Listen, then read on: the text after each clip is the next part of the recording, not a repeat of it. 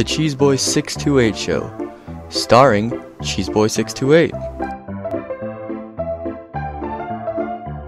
Hey YouTube, what's going on? This is Cheeseboy628 here, today giving you Battle 1 of Round 3 versus my next opponent here, who calls himself Upgraded Kanto, Kanto Boss Red. He's a pretty legit guy in the Pokemon community, maybe you guys know him, and this is actually a pretty intense round because he is actually one of the projected winners, or at least the most likely thought by the actual host of the tournament.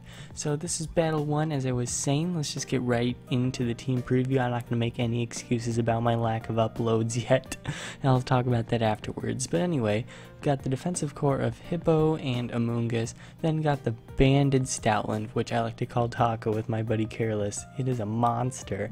Anyway, we got Mega Aerodactyl, which has Defog and Hippo as Stealth Rock. And I got Swords Dance Lucario and Wall Breaking Kyurem, which is really different. You'll see how that works out.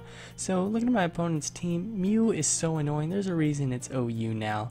And his team is just really, really bulky, and I'm kind of scared of that Crocoon as well. Let's just see how this battle goes. Okay, that's a noise. Anyway, so I'm going to get up my rocks as he has his chestnut and just gets off a layer of spikes. I don't know if I have toxic or not, but I'm just going to come in here with Kyurem before the hazards get too crazy, as I do want to keep up my rocks as of now at least, as I can defog at any real time.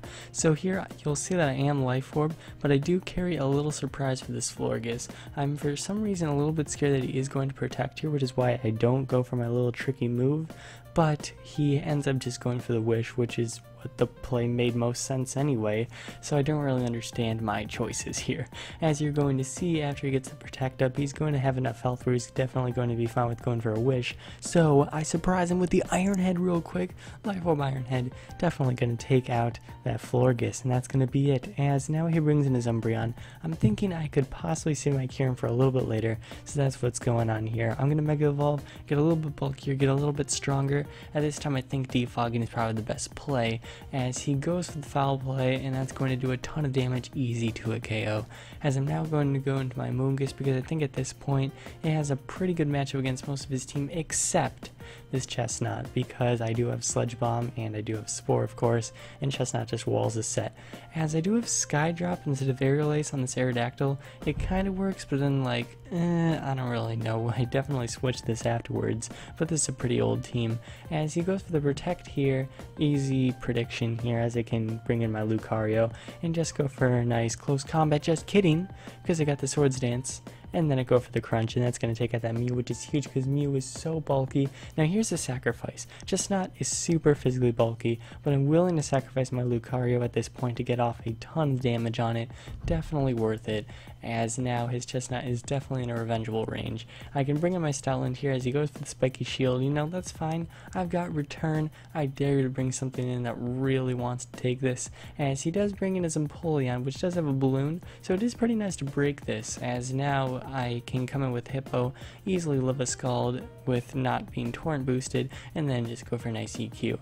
As I bring in my Amoonguss, because now I can basically Spore anything except his Chestnut of course, as that's really low though, so if I do have Hidden Power Fire, it's going to go really easily for me. I'm going to go into my Mega Aerodactyl as he brings in his Umbreon here, so I can get off one last Defog as he goes for the foul play. That way the rocks are out of my sight at the moment. So I can bring in my Hippo here because I want to get up my own rocks, because that's going to be pretty huge for a couple of reasons, because it gets off some nice residual damage, and just for things specifically like this Chestnut, I was super scared here. I definitely thought he was going to Wish Pass into his Chestnut, which is why I Whirlwinded. He didn't end up doing that, excuse the door closing there, but yeah, if he went to the Chestnut there I would have been so upset. Anyway, he has the Crocoon in right now, and I'm super scared, as he actually brings in his Empoleon for some reason as I go for the Spore, which I'm not really sure why, because if he just Sleep Flattered his Suicune, you know, that's obviously perfectly fine taking a sleep, as it's able to go for Sleep Talk for days. But yeah, I bring in my Stoutland here as his Chestnut's basically dead. I'm not sure why I didn't go for the Spiky Shield, but nonetheless it does go down as he brings in the Suicune and he's able to go for a Scald one more time. He's not really setting up at the moment, not really too sure why, But yeah, so my Amoonguss can't do too much right now, and he's going for the Coal Mine. I'm going for the Giga Drain, and basically the idea of the game right now is I need to get him at a revengeable range for my little Stoutland, Taco as I like to call him, and just go for a couple wild charges, because I believe I'm adamant max attack choice bandit, so that's going to do a ton. So yeah, this situation, goes for the Scald, easily takes me out +2. Now I bring in my Stoutland, go for the wild charge, get the crit. And this was pretty huge because basically I want to explain this, that Wild Charge definitely was guaranteed to a KO, and there's no chance in the world that his Scald would have taken me out, but the chance of him burning me probably could have been pretty darn crucial. So the fact that Taco just decided to say F hacks, let's just get this done with, was pretty darn huge, and it was definitely upsetting for him, and I apologize, but yeah, that was basically the game clincher, as now I just have to play very safely around his Umbreon and his Empoleon.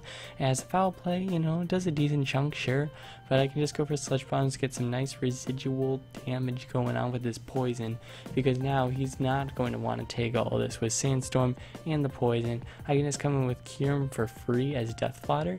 I definitely couldn't bring in my Stoutland here because that would have been super risky, but yeah, I do have the superpower on my Stoutland, and I can easily go for that, take out his Empoleon, and even though I'm -1, it's like it's neutral because I am choice banded, and then basically his Umbreon has to make a decision of like, even if I do live, do I go for the foul play, do I go for the wish of the heal bell, and well, I just get a crit again. Pretty sure it didn't matter at this point, but yeah, Taco the Stoutland, if only that name was there. But yeah guys, I do hope you all enjoyed. It was definitely a very intense battle against a very good player. Let's see how battle 2 goes next time. So thanks for watching guys, I really appreciate the patience and support. I do see some decent support, but guys, if you enjoyed this video, please like it. You know, I'm taking my time out of my very busy schedule with college and whatnot to get you guys some more really good, in my opinion, good battles and decent content, I'd say. Let me know what you guys think and all that, and I really appreciate you guys. So thank you all for watching. Like, comment, some, until later. Peace.